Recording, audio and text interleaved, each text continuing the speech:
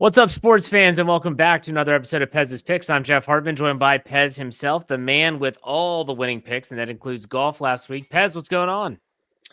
We're in fuego, Jeff. Since the new year began, 80% NFL playoffs. We're now 1-0 on in-game golf betting, pre-third round betting. 1-0. That's hysterical. Okay, go ahead. We're going to jump into hockey. We're going to unfortunately start basketball, which is it's rough. So it's a different mindset when we're walking into basketball season. College basketball, we're going to jump in at the tournament because it's just insane. We've got coaches quitting in college basketball. Guys at halftime, there's no respect for the game anymore. They're checking their Twitter, they're checking their Snap messages for offers and NIL money, and it's become. We didn't think it'd be this bad. It's become worse than football at this point. So we're monitoring that. We got a couple weeks left before March Madness, but NBA. We've got a good reading. We've been focusing for about a month. We don't like jumping into that without some data. And the All-Star game, whatever the hell that was, Jeff. I don't even think it was a game. I don't know what that was, but we got some feelers, and there's a lot of shifting going on in the NBA. It's a new league. The league starts today, basically, for the NBA. They didn't play hard. These guys weren't even playing pre-All-Star break, halfway point. So we're looking at the season starts today, and we've got a few things that we're going to be talking about. All right, well, let's start off with the victory last week, and that was a pre-third round wager that you put out there on Ludwig Åberg, the Swede, at the Genesis Invitational, which was played at Torrey Pines last week, and that's Tiger's tournament. And he ended up pulling it out with plus 1,200 odds. That's really good odds. I mean, it's not a pre-round one bet, which would have had even greater odds. He was greater than 2,200 because he wasn't in the top 5 in terms of odds-on favorites to win. Go ahead and talk about your thinking, your line of thinking, and why you chose I guess it would be called the post-cut bet, if you want to call it that. Yeah, and with this Åberg guy, interesting name, Jeff. He's got a little circle over his A, which I believe is some sort of Scandinavian pronunciation to make the A and O, which I find charming, Jeff. But, in America, people get angry at me if I say Åberg. My wife was angry that I talked about this. But anywho, this kid is a golf avatar. He has every weapon, physical, everything, and mental. And I do joke around about the Scandinavian guys. They're happy. It's a wonderful place to live up in that part of the world. They're the happiest people in the world. So did he have this kind of killer, kind of closeout, mentality? We questioned it last year.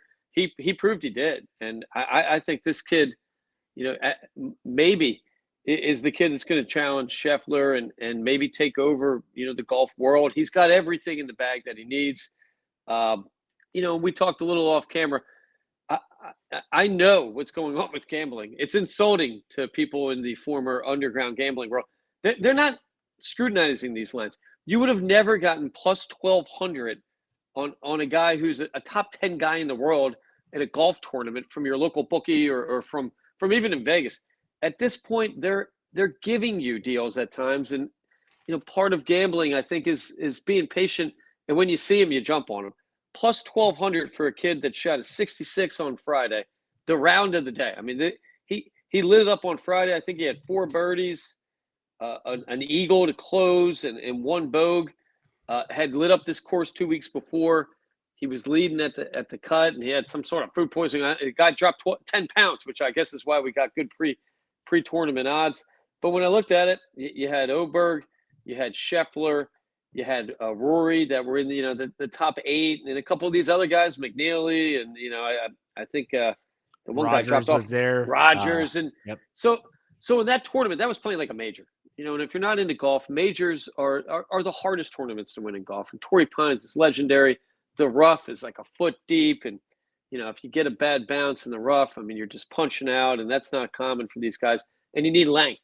So Åberg, effortlessly. This kid's punching 3 woods, 330 yards. I mean, he should not lose. And apparently he does have this killer closing that came in on round 4 under on the back. He birdies 4 out of the last 6, which is pretty amazing. And kind of takes out this guy. Who would have known, Jeff? I didn't know this McNeely guy was in the Tiger Woods clan. He's been a lifelong friend. This guy's dad must be rich or something. Tiger, ridiculously wealthy, making putts in his backyard with the kid or some story. Tiger's pulling for him. So plus 1,200. I had a friend, a colleague who jumped on that, and I got a lot of pats on the back around here for making some golf money, which is rare. I think at a point in the fourth round, you could have had Ludwig at plus 4,000 because he fell off a little bit on the front nine. So with golf, we talk about it. It's a fun thing. We're killing time in the spring. We're pre-baseball, NFL. We're a long way away, so not something to bet the house on. But when you're getting 120 on a $10 bet on one of the best guys in the world, we're going to jump on that, especially when he's showing good form going into the weekend. I think this is a good time to just talk a little bit. We've talked about golf this year, whether it was, the key tournaments. This was a signature event. The Genesis is a signature event. That's why Scotty was playing, Rory was playing, Colin Morikawa, all the big names, unless they were injured, like Xander Schauffele, he was not in the field. Everyone that was available and they were playing. So it's a big deal. Gambling on golf, though, has changed so much. You always talk about your long shot plays. That's exactly what they are. They're long shot plays. You call it a raffle ticket. I think that's very fair. What are your thoughts on, and this is where I tend to go. I tend to go towards the top 5, top 10, top 20 bets. So, for instance, I actually hit on a bet last week. I took Akshay Bhatia at plus 400 to finish in the top 10. He finished 9th. That's a hit.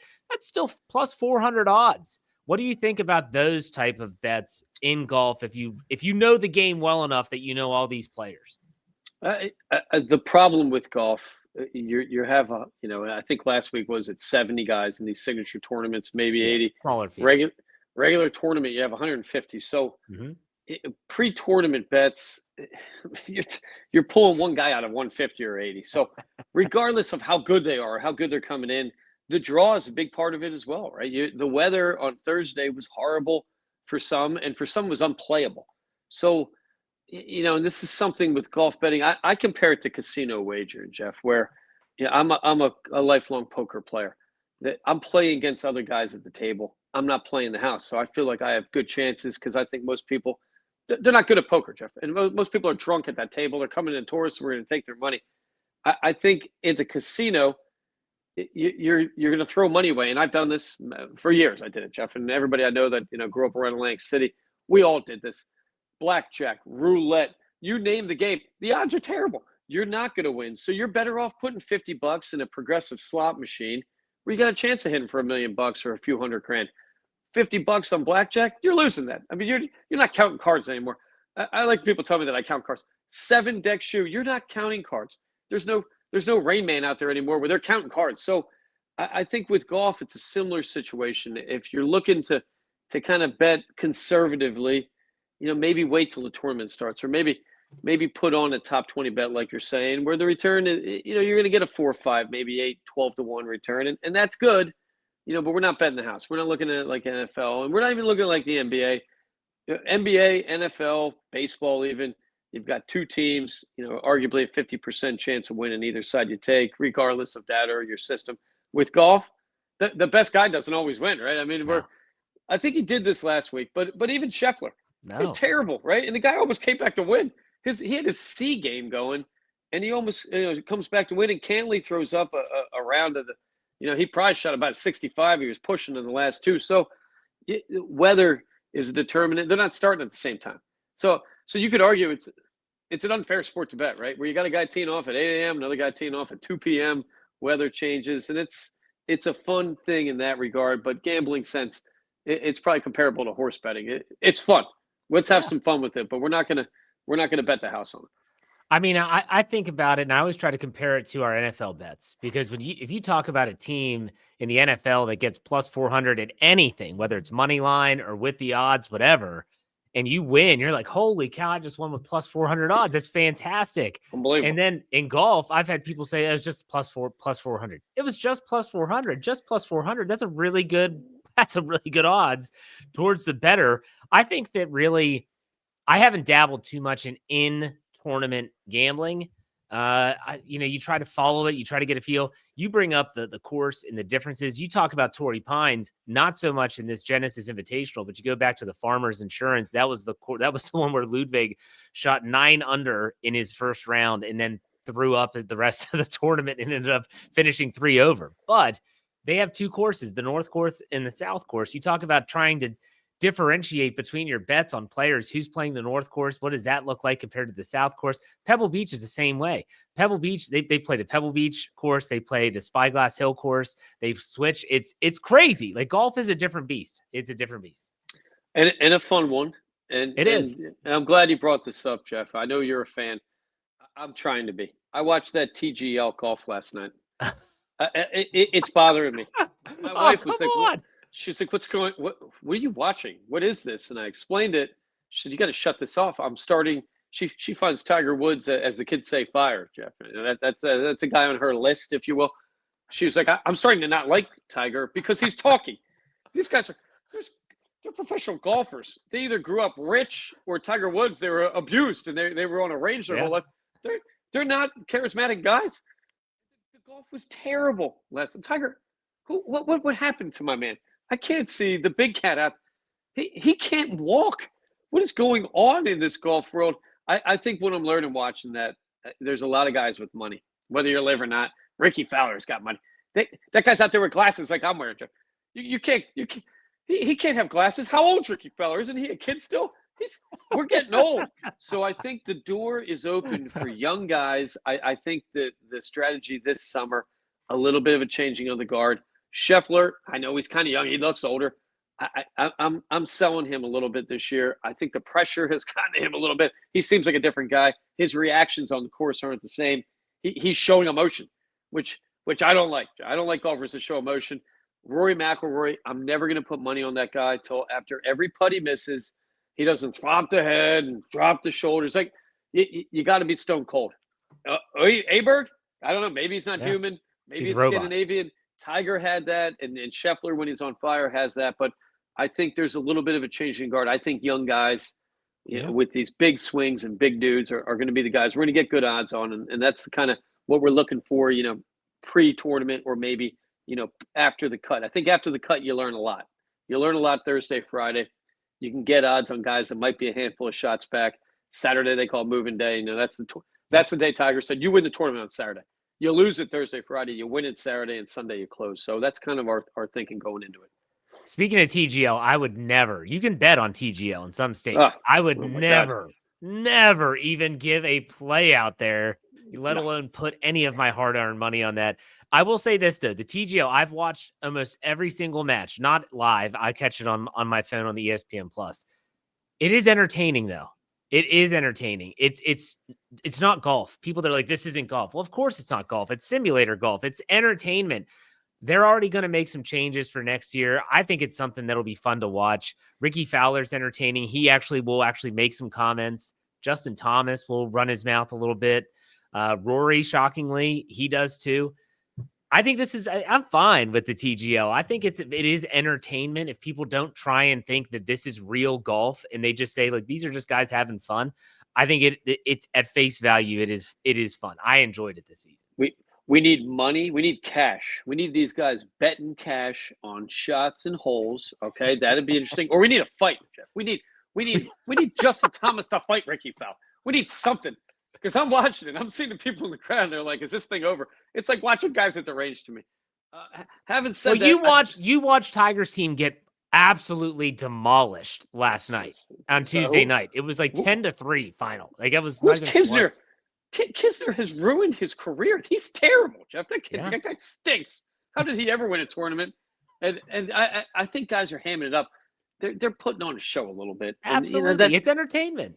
I suppose. Now, the one thing I do like, and there's been a shocking blow to the gambling world, Jeff, and this is something that Pez's Picks knows, and we don't like talking about it, but tennis, one of the top betting sports in the world, right? I mean, tennis, in the European gambling world, they bet tennis on the daily. I mean, that's their baseball, I guess. And we had a huge gambling shutter blow up this morning. Nobody in America cares about Yannick Sinner, who's this gigantic Italian guy with red hair. But anyway, the best player in the world, banned for 3 months, 2 positive doping tests in 2024 Saw that. that we didn't Saw hear that. about. We lost money on him, Jeff. I don't know if it was Wimbledon or, we bet so much we forget, but we bet against him, U.S. Open. I don't know what it was, but we need to get our money back. This guy was doping, and he only gets 3 months ban. I mean, 3 months. This guy should be out for a year. I'm Mira Sharapova, who's a very attractive Russian female tennis player. She was gone a year. Tennis, the most corrupt sport in the history of gambling. We are banning betting tennis ever again. Possibly, Jeff. Possibly. It's horse racing. At least they can admit they're doping at this point. But that to me tells me there still is an underbelly to gambling. There still is a little bit of crooked. There's a little bit of corruption in there. In our area, we call it, wise guys, Jeff. And I know in Europe they got a lot of those dudes, and they're not wise guys in America. These are some heavy dudes from Turkey, Albania, and such. So a kind of interesting thing to watch, and we'll see what happens with tennis going forward. But I think we're steering clear. All right, so leaving golf and speaking of the country aspect, we want to talk about Thursday night tonight. It is the Four Nations final. And if you don't know what the Four Nations hockey tournament why it was created, the NHL wanted to get away from the all-star format. They wanted to say, no one really cares. So let's put the colors of their nation on them. Let's get the Canadians together, the United States players together, the Finnish players together, and who am I forgetting? The Swedish. Yes, the Swedish players. And we'll have 4 nations, and they'll play in this tournament. We'll do a round-robin style, and we'll have a champion at the end. Well, it just seemed like an exhibition until the U.S. and Canada had 3 fights in the first 20 seconds, I think, of their match in the Bell Center in Montreal. And they're going to go head-to-head in the finals again. And you're actually thinking about taking the team that got beat, the Canadians, in this one. Why don't you explain yourself, Pez? Well, a couple things, Jeff. I have to send a shout out to my hockey consigliere, Fast Eddie Felson, a local caddy legend. And caddies are degenerates. They gamble more than anybody. They don't have any money. But unlike legs, they win sometimes. They have some in. And we had a nice conversation yesterday. Gave me a nice tip. The United States is down Charlie McAvoy, who I'm not too familiar, but I believe he's the son-in-law of the coach. Yes. This is weird, Jeff. So it's the Penguins. It's the Pittsburgh Penguins coach. Mike Sullivan is the coach of the U.S. team. Now, I'm sure you remember, Jeff, and we're aging ourselves, but a Rob Lowe movie. You're talking about Youngblood. Yes. When you date the coach's daughter, that's trouble. Jeff. This is trouble. Maybe the coach kicked his ass. I don't know. I think the guy's in the hospital, the poor guy. So, an inspirational leader, I believe an assistant captain. He's out. There's one thing I've known my whole life. Canadians are better hockey players, Jeff. We're going with Canada. I love the country. But as we always talk about, am I a homer with the Eagles? Maybe a little bit in cheering, but it's all about making greenbacks. From talking with my golf consigliere and looking at the numbers, I think the United States got a little fortunate. I think on Saturday, Canada was down one of their top defensemen. He's back. And I don't expect fights in this game. Whether this is they're calling it a game 7. I expect Canada to wipe out this team, Jeff. There's one thing I know. Canadians know hockey. I've skied a lot in Canada. These people live and breathe this sport. And in America, I played a lot of street hockey, but this ain't street hockey. These guys are skating. I don't know a Canadian that can't skate and doesn't know hockey. We're going Canada -110. We're getting even odds. I love this play in a revenge match. And from my research, Canada's got a little bit more of a talented roster. I even like Crosby. I believe Crosby right now, Sidney Crosby, you're getting plus, what are we looking at here? Plus 500 to be the MVP of the game. Sidney Crosby, Canadians, next Wayne Gretzky guy. So I like that. Maybe $10 to win 50, but I love -110 Canada. And I apologize to the United States, but hey, we're here about making money. We're making money first. This isn't a war. Sure, it was great that we had to fight. I'm glad we kicked their ass a little bit, but hey, we're about making money. Canada -110. Lock it up on that all day. You really poo-pooed Sidney Crosby. I'm a Penguins fan. I'm a Pittsburgh fan. I don't like just the Steelers. You really just poo-pooed the guy's unbelievable career by saying, the next Wayne Gretzky guy. Come Change on. the rules for him, Jeff. Change the rules. The guy had some concussion issues, right? The game didn't change any rules because of him. He did have concussion issues, but they didn't change any rules. They still headhunt like they did when he came into the league. Skating. It's a skating. Didn't they move the goal away? It's a skaters kind of sport now. No more, 80s Broad Street Bullies, which I like, Jeff. I remember the Flyers wearing pants, and I never understood as a kid. They're less. They wear pants. I watched when guys weren't wearing helmets. So way different technical. America, tougher country than Canada. Yeah. Okay, lock that up too. But skating, I'm gonna give that Canadians all day. Sidney Crosby, Canada, -110. All right. Hey, I'll take the U.S. I think they're going to be on Okay. U.S. soil. I think that's going to be a very raucous crowd. That environment. If they can get a lead, that's when, okay, let's just settle in, and then you just try and hold off the hounds. But okay, you're taking Canada though -110 over the U.S. You are also taking a look at the NBA. Any upcoming plays there, or any other plays in anything else? So as we talk about a lot, this Canadian play we're taking. I mean that's we're putting that down right now in the hockey game. But for basketball, it'll be a daily situation, maybe a day before if we get some solid injury reports. We're taping on Wednesday, so these are Thursday plays. We've got strong leans on them. I'm sure we're going to take 2 out of these 3. Who knows? Maybe all 3. First game, we love Boston -8 in Philadelphia. The Philadelphia 76ers are an embarrassment at this point. Joel Embiid has pretty much he's thrown the white towel. I think his season's over. Half the team is injured. They're questionable game time decisions for this game. Boston, and I love the situation they're in right now, Boston. Coming into this game, they're 23-31 against the spread. Boston Celtics are the best team in NBA basketball in the last 5 years. I mean, they play team ball. First half of this season, they have looked lazy, right? They had a 2-week losing streak. So what we're taking from this game, and this is the halfway point of the NBA, we have so much data on it. There are teams that are now discounts to start betting on or against. We made a lot of money betting against the Seattle Mariners in the last baseball season in the same regard. So Boston Celtics come in 23-31 against the spread. Margin of victory, they're averaging 9.1 a game, and they're coming in about even against the spread. They're a much better team than that. I think maximum effort we're going to start to see from Boston. They finished before the break. They came in with 3 straight solid wins. Philly lost 5 straight going into the break. The Sixers, horrible against the spread, 19-33. They're coming in a margin of victory. They're giving up 4 points a game. They're giving up 3 points a game against the spread. 26 in the league, 109 points a game. They can't score.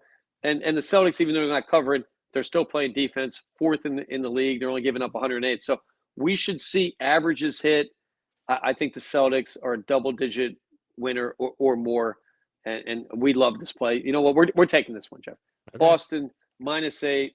I think Holiday might have been questionable, but they're all playing, and they got something to prove. They screwed Tatum with the Olympics. They didn't take that guy. They didn't take any of them. So I love Boston. Chip on their shoulder, coming out of the break. Maximum rest, maximum effort. -8. I would get on that as soon as possible. All right. Any other leans?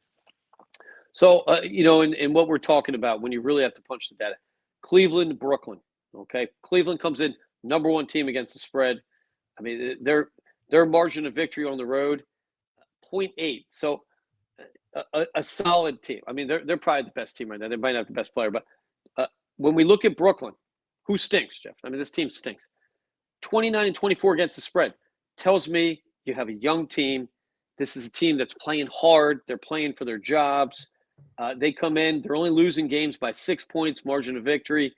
8th points against. So they're defending. They're only giving up 111 in a game.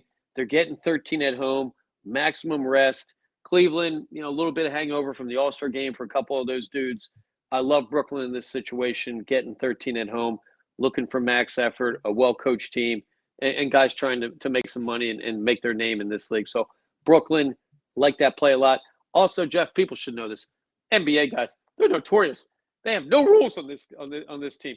On this league, Jeff. These guys they party. New York and Miami, great places to bet against teams visiting. They're hitting the town, right? Cleveland, they're coming in. They're the best team in the league. They don't really have much to prove. Come off the All-Star game. Look for Cleveland to be a little hungover. Brooklyn +13. I love them covering that number. Okay. Any others? This one, this is our most suspicious one. We're going to look at this one harder. Got to check the injury report. Kevin Durant could be leaving Phoenix. There's been rumors he's leaving. We love betting against teams where their star players aren't happy. They tend to be poison. I mean, we saw this with Miami a little bit. Spurs laying 2.5 at home, hosting Phoenix. Something doesn't make sense there, right? The Phoenix, way better, way more talented team. Their points for and against are about the same. So, Popovich in San Antonio, great coach. They play hard. I think at this point, we're going to put that as a firm lean, 2.5. The Suns worst in the league against the spread. They're lazy. They're not defending. They're not happy.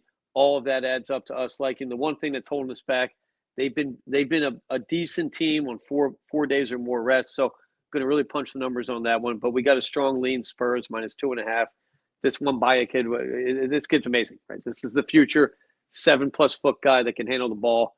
I like him in this situation, especially against a Phoenix team that looks to be falling apart in front of our eyes. I think Durant's gone.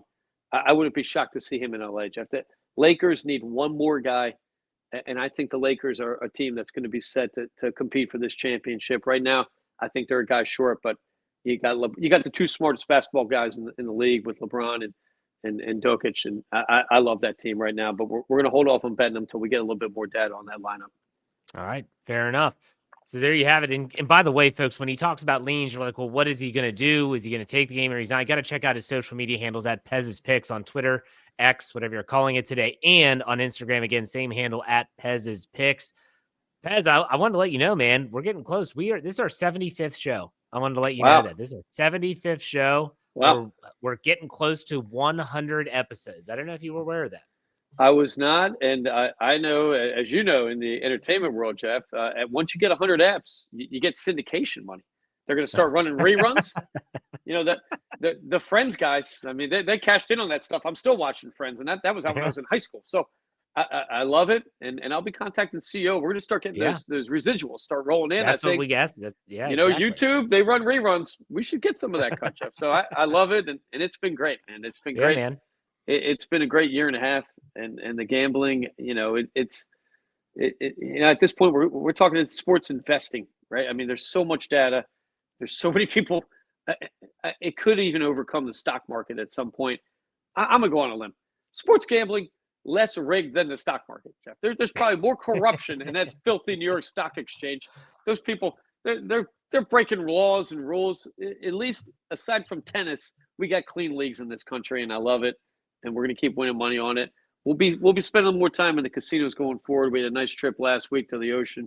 Got to thank them for that. We're trying to work on sponsorship from them. We got to get you up there, Jeff. That's the premier New Jersey casino ever. I mean, this place, they've got entire wall glass, ocean views in every room. They got an outdoor pool. In my family, I don't know if this is appropriate, but we took the kid to a casino for a snow day. He loved it, Jeff. This kid I think he rolled some dice. I mean, I don't know if that's true or not, but check the cameras. He might have thrown some crap. So Atlantic City, let's love that town. And we need a little bit more money in that town because it's hurting a little bit right now, but it never dies. Atlantic City will never die. There you go. I love it. All right, Pez. Well, it's been fun, man. And we're going to have many more to go, and there are bigger things ahead. We'll keep everyone glued to that. In the meantime, enjoy the games this weekend, Pez. We'll talk next week, man. Take it easy. All right, later.